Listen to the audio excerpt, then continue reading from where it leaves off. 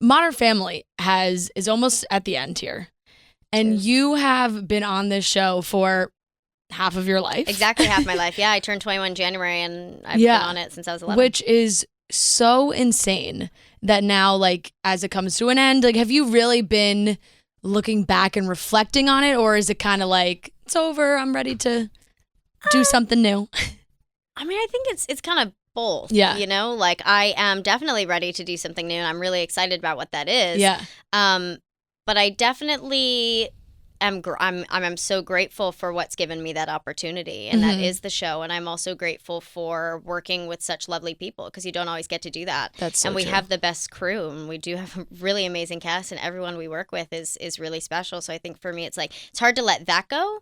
I think we've ended the show at a really wonderful place, because, you know, sometimes shows push a little too far. Right. And I think we've ended it at a really beautiful place that is wonderful, and I'm grateful for that. But for me, I think, like, leaving our crew has been the hardest, because I really do love our crew, and we've had almost the same same people for 11 years, and that's crazy. That to me is something that I've been thinking about the most. But also for me, it's not a goodbye. You know, on the last day, people were sobbing and crying, and it was like a goodbye, like we're never going to see each other again. And for me, I was like, we're just saying goodbye to our characters. Right. You know, we're just saying goodbye to obviously the set, which is sad because we've spent so much time here. But for me, when I care about people, it doesn't just go away. Like, I'm not going to walk off the set and be like, I'm never going to see the people that I love again. Right. So it's like, for me, it was very different to leave the set. Yeah. And it takes me more time to be, like, super emotional about something. Yeah. Ed O'Neill was just on Ellen, and he said that Julie Bowen, like, needed to be sedated. It was rough. It was rough. Yeah. It was definitely rough. So she won most emotional. She definitely did. She definitely won most emotional. And I mean, it's really sweet. I mean, I mean, it's really beautiful. And she was definitely really sad. It definitely cut down some of our takes, which is good and bad. But yeah, she definitely needed a little bit of help with the chill.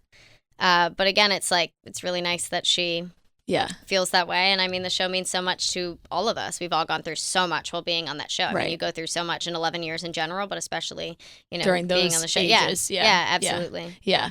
I mean, because and I think a lot of viewers feel that way too, especially people who have watched Modern Family from when they were younger. It's I've watched from the beginning, and seeing everybody grow up is nice, because you see somebody that's kind of like you on TV growing up. Right. And I think that's obviously why Modern Family was such a massive success to begin with. But Alex, my sister and I would always laugh, because I had always felt like an Alex and my sister was a Haley. And we just always laughed about that. What were your, like, favorite parts about Alex? That's hard, because so when they played the gag reel at our wrap party, they made a really beautiful gag reel for the ending, obviously. And while it was funny, they did, like, these sort of, like, 3 to 4 minute arc videos for each of the, you know, kids. Right. As they that would grew make me up. sob. And it was definitely rough to get through, but I have to say, it really kind of reminded me of the character arc that Alex has had, and where she started and who she is now as an adult. I do have to say, it was like, in the beginning, I mean, she is a very relatable character, and I think in general, I've heard from so many people that they're like, I was an Alex, my sister was a Haley, or my sister was a Haley, she was an Alex. And you know, it's a really beautiful thing to get to play a character that is so relatable, because even when I was younger, like, you know, education was way more important to me than anything else. I was like, I don't care about this, like, you know, social life, whatever. I'd like to have one, but, you know, I'm not as, you know, concerned about it. And it was, like, cool for Alex, because in the beginning she was, from the start and the finish, she's incredibly smart and really ambitious, but she had so much trouble socially, much trouble connecting with people her age, and also just in general. And as she got older, it was, like, harder for her, still harder for her to make friends or, like, maintain healthy relationships with people, and, like, discovering herself. And what I think is really beautiful is her social arc is something that, and I know some people are like, oh, that's not as important, and I'm like, no, developing yourself as a person and finding yourself as a person is insanely important. I find that is, like, way more important. And Alex has had a really beautiful, you know, now she knows who she is. She knows what she wants. She has a wonderful job. And also she's been able to maintain healthy friendships, healthy relationships. And I think that that's a really beautiful, like, you know, thing for people to see. Definitely. And you guys have had so many amazing guest stars and people come in to play your boyfriends and whatnot, which has been some of my favorite parts of the show, like seeing all the different boyfriends and who, you know, I'd always hoped that that Haley would end up with Andy, but that was just like a personal preference. But when, like you mentioned, Alex's social development, like her relationships when she was younger to her older relationships were great to watch, though, because they felt like a real kid having her first boyfriend and an adult having an actual or like that episode where she goes to where Alex, it was so funny to film this one, but where I go to that like kid's house, my age, I think it was the first couple of seasons, and he plays soccer or whatever, and I go to his house and I like tell him I like him. I'm like, I'm just a girl standing in front of you, and he like rejects you and like brings out all of his friends to laugh at you. I was like, ooh, that's rough, but like also so relatable. And like, she had a slew of weird boyfriends that were not suited for her, like throughout the show. And it was like maybe she felt like that was what, you know, was what she wanted, or that's what liked her, and then she had no like. It is interesting just to like see. And then she, you know, ended up with Bill, and we don't know who she'll end up with at the end. I do, but I won't tell you. But like having Jimmy Tatro was so wonderful. That was literally what I was going to ask, because he seems so like funny. The funniest person. He's so funny. Ever. And he really is just a great guy. He's funny. I loved working with him. Something that was like also great is sometimes I am very loud and I talk a lot. But occasionally on set, there's just like time where I don't want to talk that much, and not like in a negative way. But I'm just like, I'm chilling, and I don't need to fill the silence. And Jimmy was also that way, and that was a really lovely thing, was getting to like, we'd like stand next to each other. We just had a conversation, but then for like 10 minutes, we'd say nothing. And just like chill and be comfortable in that silence. And that is so important to me. I loved that. Yeah. So having him was really great. And he's so funny. Yeah. I really thought he was fantastic. He's really talented. So you guys had this huge rap party that we saw a lot of stuff from. It looked like it was so much fun.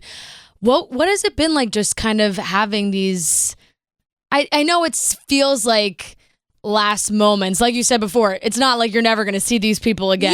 But I feel like people really put emphasis on that, like last, and I'm like, I know some people probably do that. There's some people that they've worked with that they're like, peace out, never to talk to you again. But it's got to be hard.